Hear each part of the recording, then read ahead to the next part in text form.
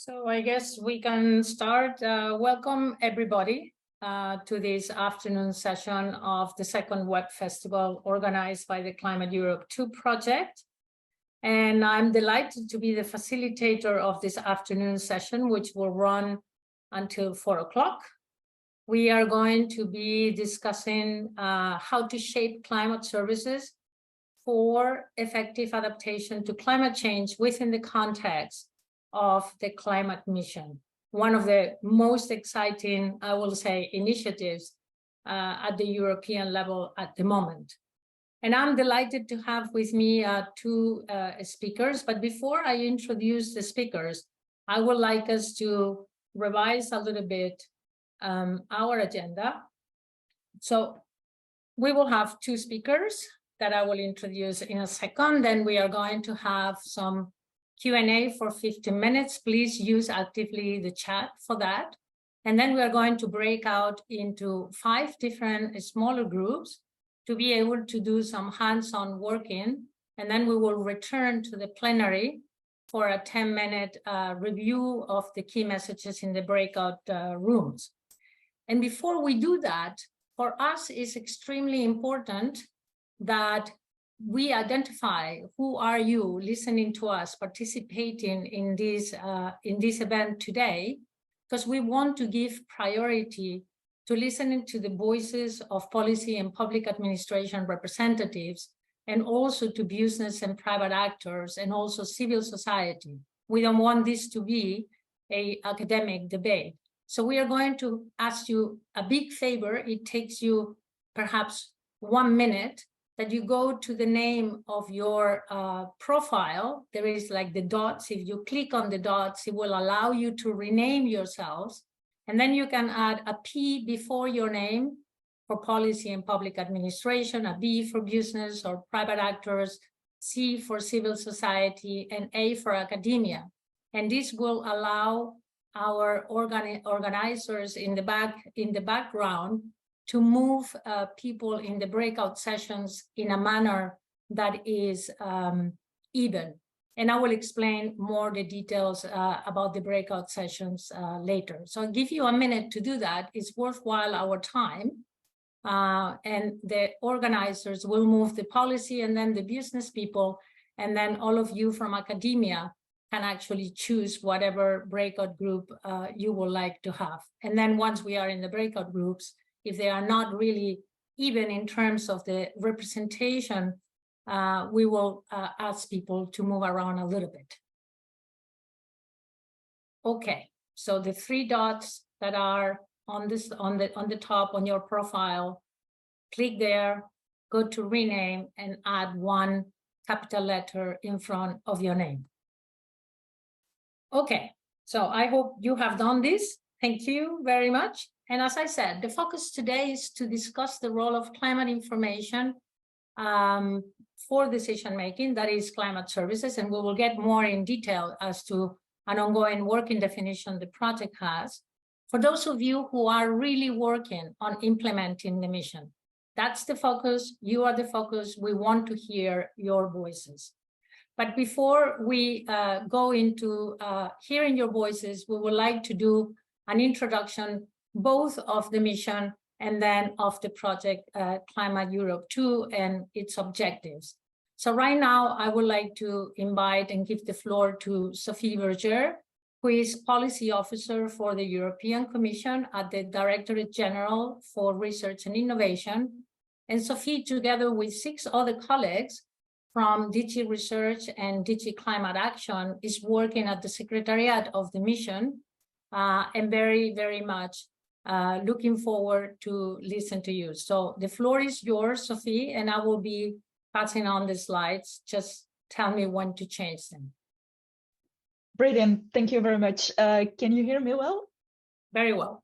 Perfect. Good afternoon, everyone. So yes, I'm working on the mission on adaptation to climate change. And I should maybe start by saying that this is a joint event between Climate Europe 2 and the Mission on Adaptation to Climate Change. So the one who are coming from the mission side, I'm sorry, because this is not something that is very new, but to the other ones, I have something, and I agree very much with Asun when she says that this is one of the most exciting initiatives from the European Commission, but I'm going to present to you in a very brief manner what is the Mission on Adaptation to Climate Change. So perhaps you can move on to the next slide.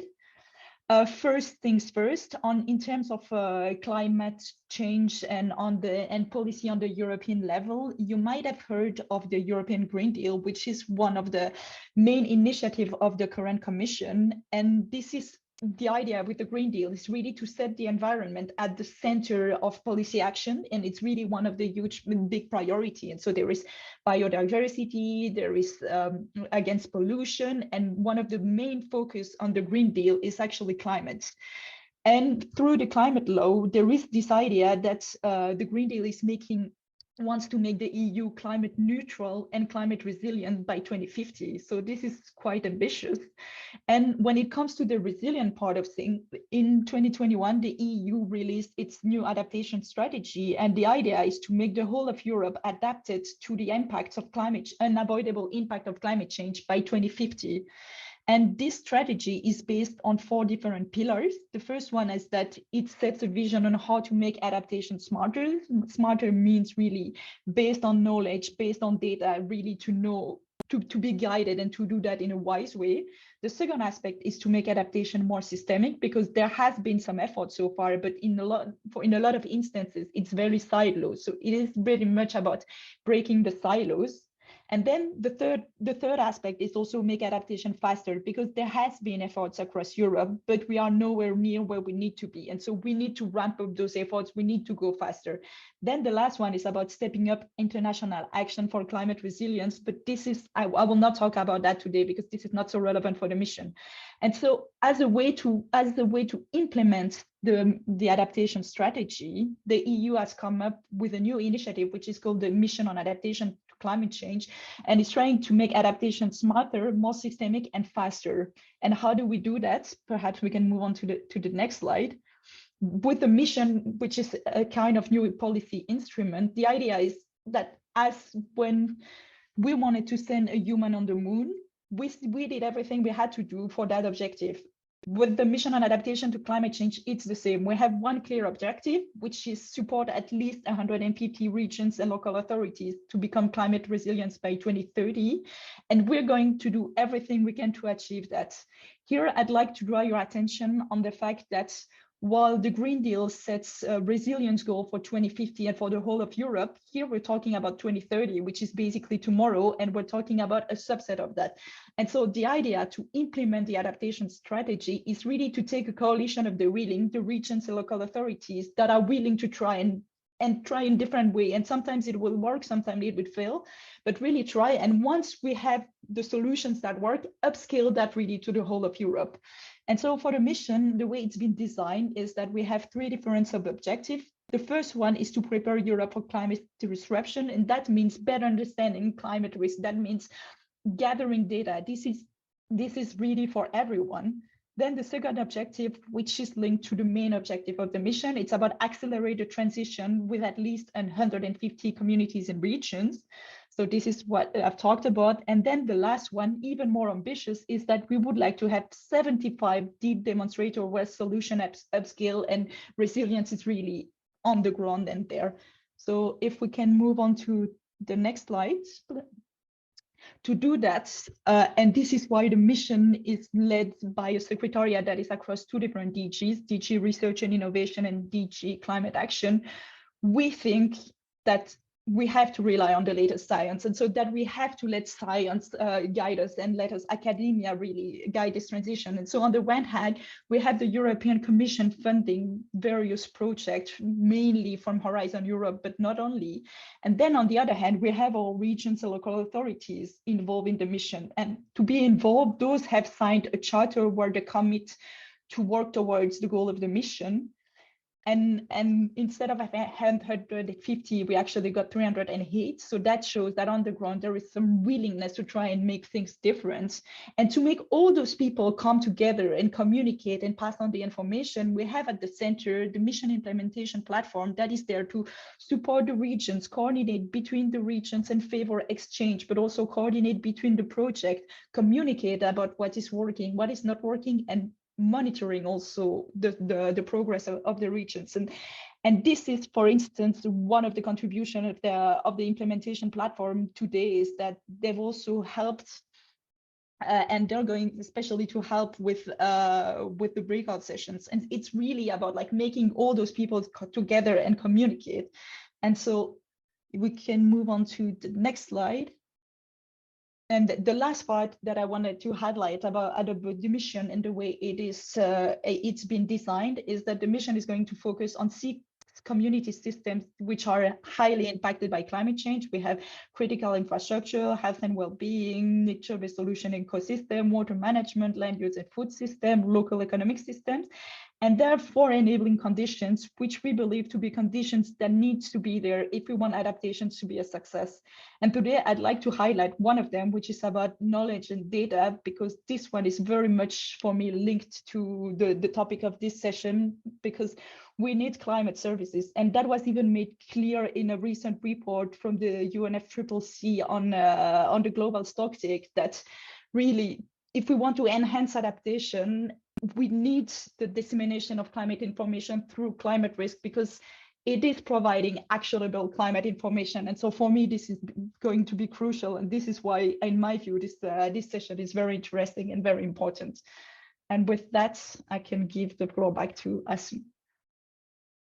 Thank you very much, Sophie, for the presentation. And I would like now to go directly to our next presenter, which is Francisco Doblas Reyes, Paco. Paco is a ICREA research professor and director of the Earth Sciences Department at the Barcelona Supercomputing Center and the coordinator of Climate Europe too. Paco, the floor is yours. Thanks very much, Asun.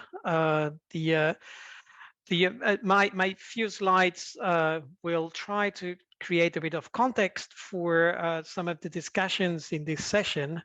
I think we are very lucky in Climate Europe to being able to host a session that tries to bridge the spaces that that still exist between the objectives of the mission on climate adaptation and the climate services community. And in particular, as Sophie said, climate services is one of the elements that is necessary for the success of the mission. Climate Europe 2, for those that didn't participate in the session this morning, is a coordination support action project of the Horizon Europe program.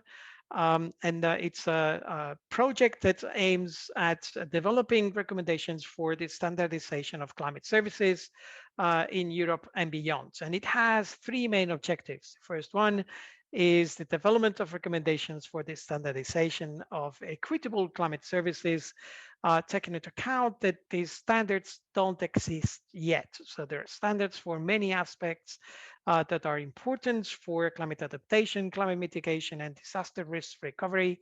But the standardization and the formulation of good practices for climate services is still to be made. Next one, please. The second objective concerns the support of an equitable European climate services community. The word equitable here is key in the sense that the work in Climate Europe 2 is focusing not just in identifying what are the components of climate services that are susceptible of being standardized, or at least to be considered for standardization and the formulation of good practices, but also to do this in an equitable manner, offering the possibility for all those that are climate sensitive to get access to the best and more reliable climate information possible. And this is done through actions in the project, like these Webstival and many other activities that allow us not just to identify the community itself, but to try to offer instruments for that community to be in touch with each other and to identify what opportunities for collaboration and for constructing this space for equitable climate services in Europe can be. Next one, please. The community that the Climate Europe 2 project targets is very varied. It ranges from citizens to all the way to the academic community.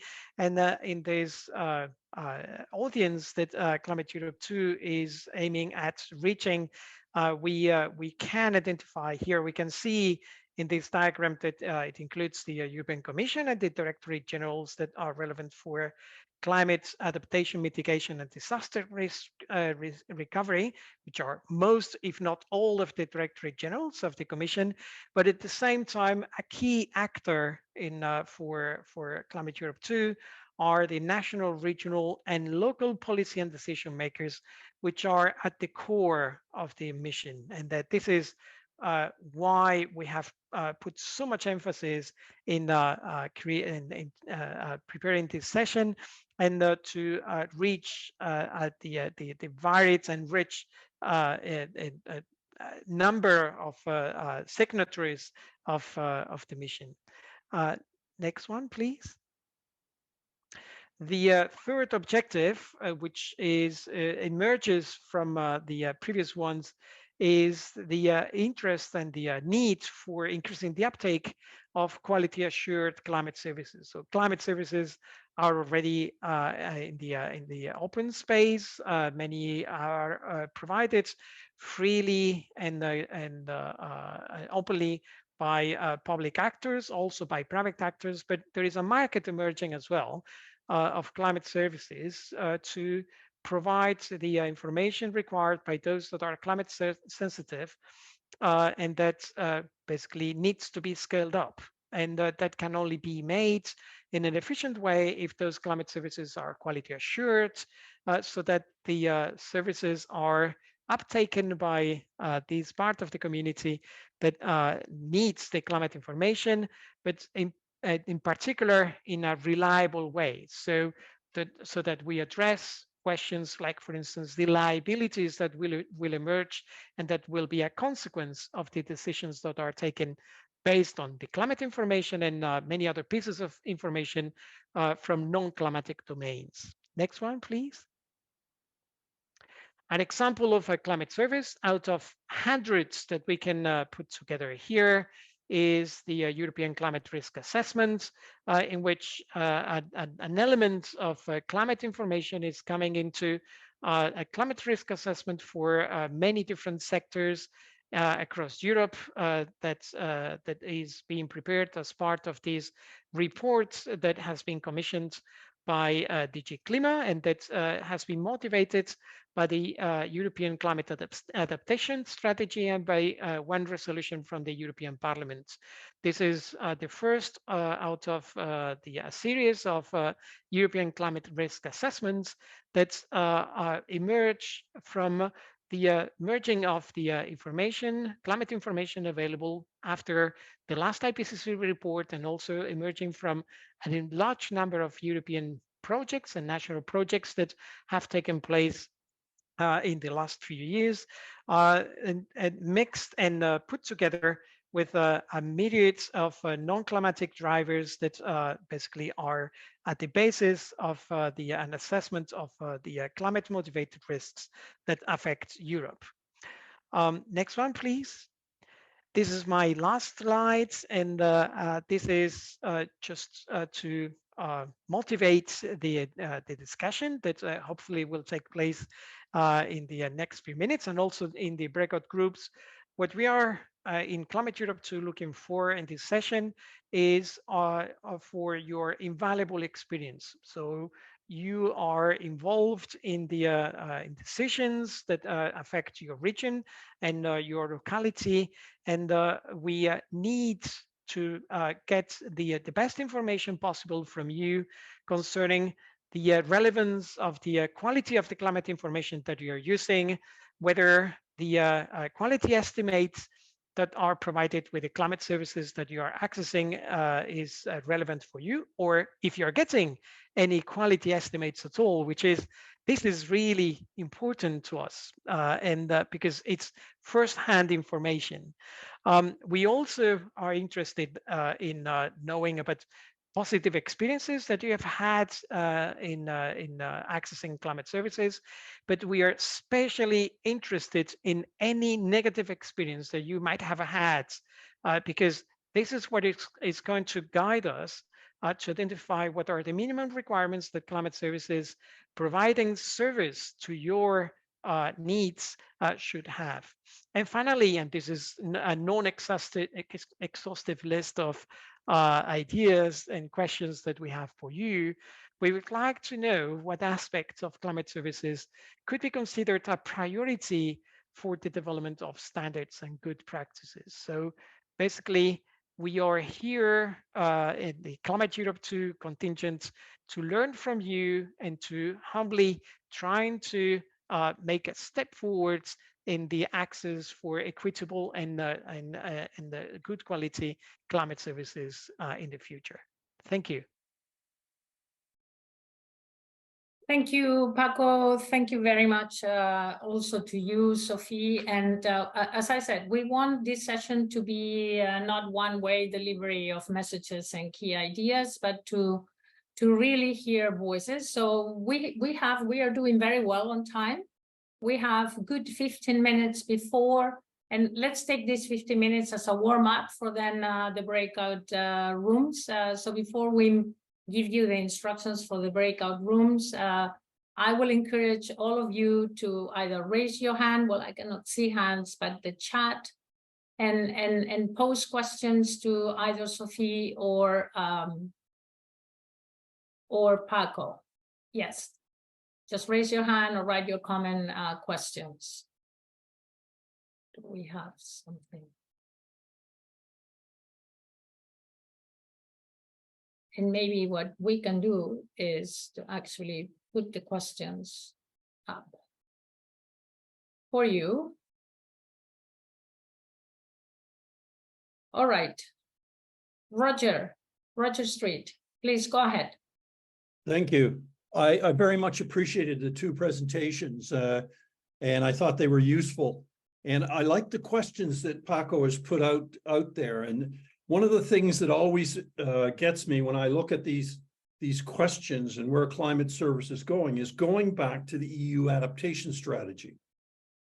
And I keep thinking, if I see that we have to make it our adaptation smarter, and I think of what that suggests is it's not smart enough.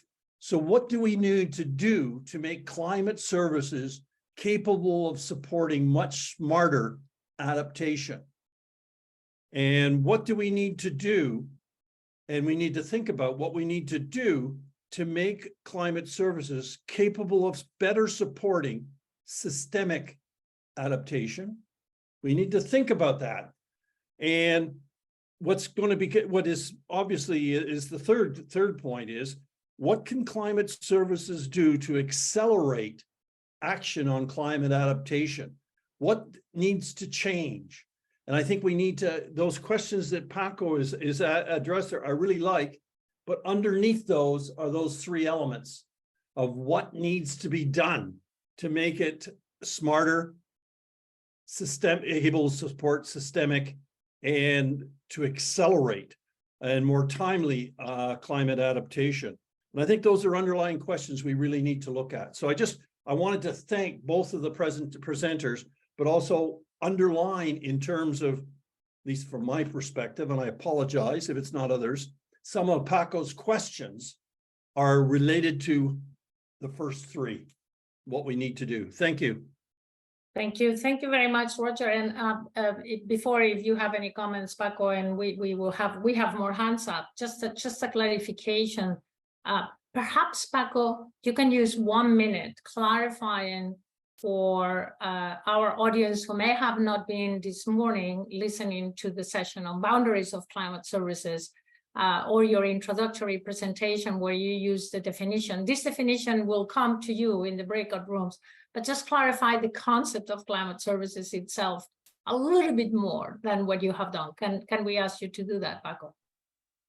Yeah, I can try. Most likely I won't succeed because it's quite a challenging task. But one of the things that is these days people feel tempted to bring in is the use of artificial intelligence, which I'm not saying that it wouldn't be useful, because it's probably the only way we have to scale up the delivery of climate information to a larger number of people. However, one of the big barriers that we have seen, and the C3S is a good example of this, is how difficult it is to go from data to actual action-oriented climate information. So we somehow, this is where I see one of the big gaps. The generation of this climate information that will address specific questions and specific actions is one of the big challenges. And in my opinion, one of the difficulties there is resides in the lack of operationalization of climate services. So climate services are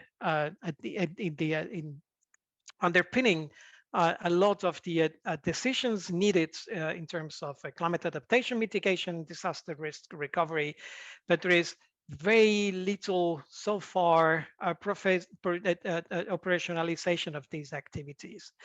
There are very good exceptions, exceptional institutions and individuals that are making a great job, but until we offer a proper career for those that can really satisfy the market requirements, it will be very difficult to scale up the whole challenge.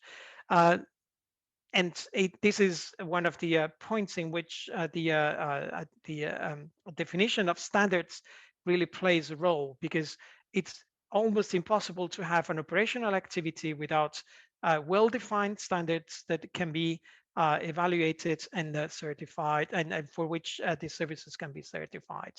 So I agree with what Roger said. These are three aspects that we need to address. But in spite of the emergence of artificial intelligence, human intelligence and human involvement is one of the big gaps that we have now. Thank you. Thank you very much, Paco. Okay, we have another hand, Mark Payne, please. The floor is yours. Hi, can you hear me okay? Yes, very well. Introduce yourself, please. So my name's Mark Payne. I'm the scientific coordinator of the Danish National Climate Atlas. We're sitting in Copenhagen, Denmark.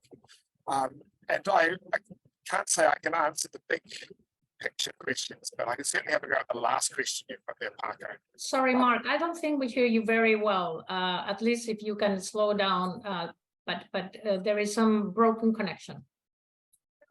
It's because I'm on a train in the tunnel in the middle of Denmark at the moment. So what I was trying to say is, I think if we look at the last question, I think what aspects can we standardize and develop good practice around? I think there's a lot of work that can be done very easily on data provenance and good practices around processing code, things like that, particularly the FAIR data movement, for example, for freely accessible data and open data, are standards that could be lifted directly into the community, but that we haven't seen much of an uptake on. So I don't necessarily think it's going to solve all our problems, but I think that that's a low-hanging fruit that we can start with. Thank you. Have you understood the comment, Paco? Very good. So you are saying that the provenance of data is one of those things that can be lifted up, correct?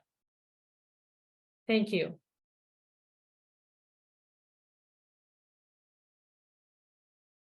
I think part of the Climate Europe 2 Work Package 2, which is dedicated to this, it's already working on that. So if there is no more questions, I think that we want to move to the breakout groups, and I see that the host has already changed the slide for me, or maybe it was me accidentally. No, that was me. Very good. So here are the instructions. You will be able to choose the room if you are from academia or a researcher, or if you are from civil society. Our organizers in the background will move policy representatives and business, those of you who have identified yourselves with either a P or a B, in an even way in the different breakout rooms. And you will see how in each breakout group, you have very senior 2 facilitator teams, which are primarily Climate Europe 2 colleagues in the project, together with the Mission Implementation Platform for Adaptation, MIP for Adapt colleagues, who are also helping us facilitating these breakout rooms. And I think that without further ado, we can actually follow the standard procedure of be muted at the beginning, but primarily we don't want you to be muted. We want you to participate. The facilitators will introduce themselves, and you will be in very good hands in order to really gather the information. And one of the things we want from each of the breakout groups is to come up with a key message. Of course, there will be many key messages, but at least with one key message that we can then bring into our concluding session. We will revert to the plenary in 45 minutes. So I think now is a good moment to start moving people. Thank you. I need to stop sharing. Yes, we will open the rooms in a minute, and at the same time, we would like to let people know that once we try to move them to the rooms, they will receive a pop-up message, so they will have to accept our moving to one of the rooms. Thank you. All right. So I hope you had fantastic discussions, and now we want to hear one key message from each of the breakout rooms. And maybe what I can do is I have created just these slides. Let me see, and we'll give the floor to group 1, either Efren or Sayoa. Can you please share your key message? Yes, quite brief. In our group, well, one thing which was mentioned and had some discussion was the tension between the scales. So European data provision and harmonization on one hand versus local or regional actionable data, and how the adaptation action is taking place at local and regional level, quite place-based and context specific, and requires targeted interpretation or targeted data, which could be complementary to that European harmonization, and how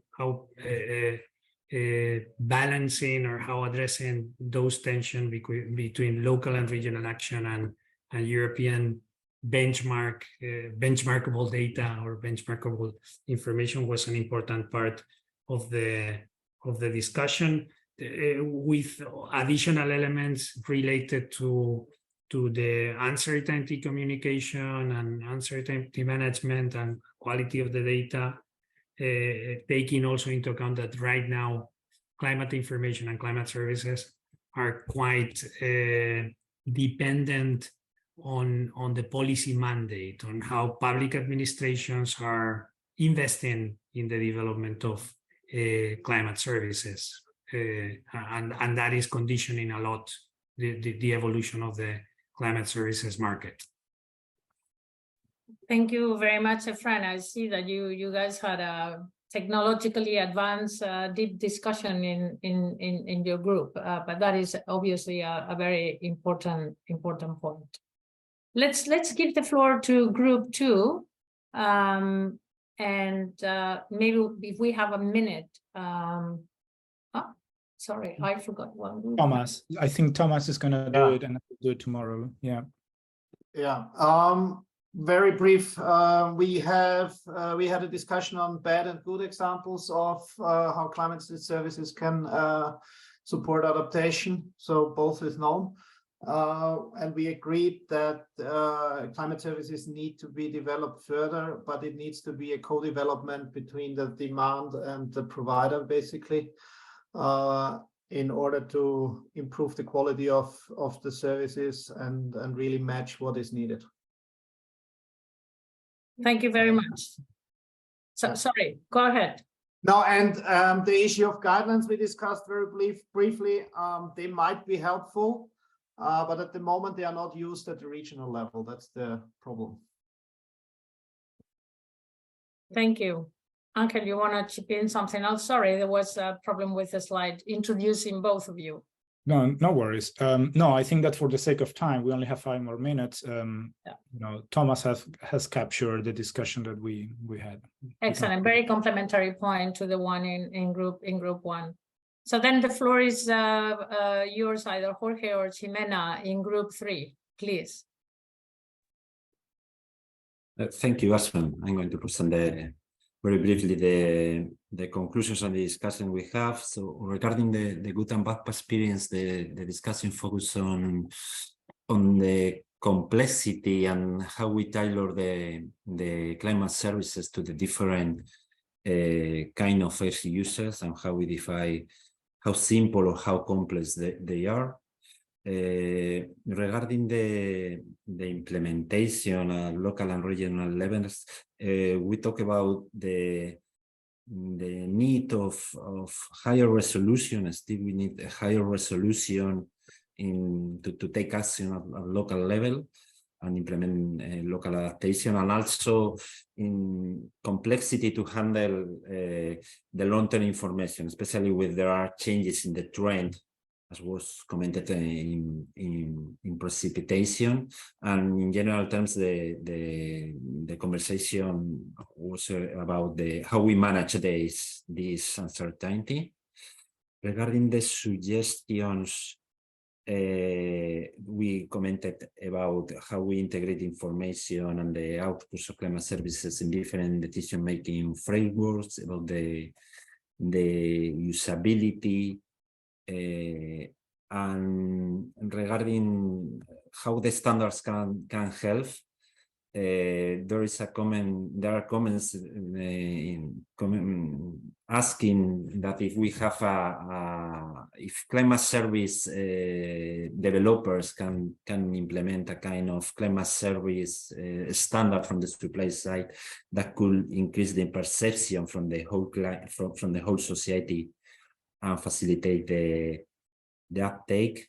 And there is also comment that, for example, in the United Kingdom, there are ongoing legal frameworks that fix how we have to provide climate services. And I think that's the summary of what we talk. I hope to have captured and reflected everything.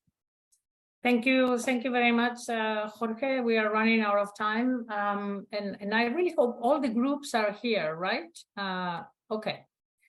So group 4, Yaroslav, yes, please. I'm going to summarize one message very short. Thank you very much, the whole group. I think we have clearly identified the climate services can create conditions that are enabling transformative change, but this is not going to happen without ensuring the quality of the climate services. So far, the lack of quality assurance and standards means that many services and policy advice or business choices are suboptimal because they are based on information which are probably not fitting the best purpose. So I think this is the key message, that there's absolutely market demand for having transparent rules and quality assurance, and allowing the users to compare and choose the climate service that is best fitting their use and their purpose. Without these, the potential of climate services to drive transformative change will never happen and occur. Thank you. Thank you. Thank you very much, Yaro. Great. And then in group 5, please, Manuel, share one key message.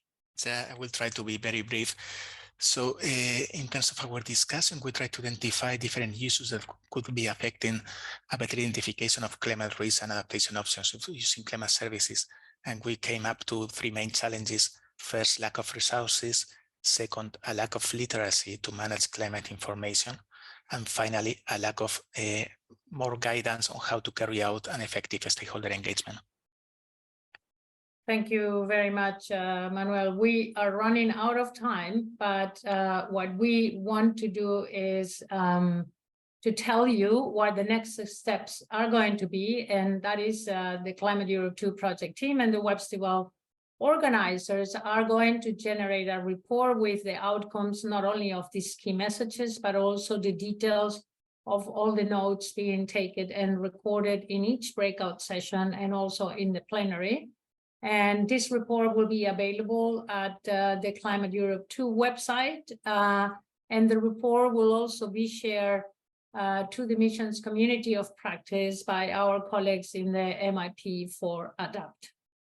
And I think with this, and 2 minutes late, I would like to say thank you to all of you for participation in this session. Thank you very much, in particular to our policy and business and civil society practitioners, participants, to our speakers, Sophie, for your support, Paco, and also to all the audience that has followed us during the day. Webstival 2 of Climate Europe ends for today now, but we will be back tomorrow. We start at 9:30 with a very exciting second day of interesting discussions, and the day will be focused on innovation and will be focused on the needs from the private sector. So until tomorrow, have a good afternoon. Thank you very much for being with us.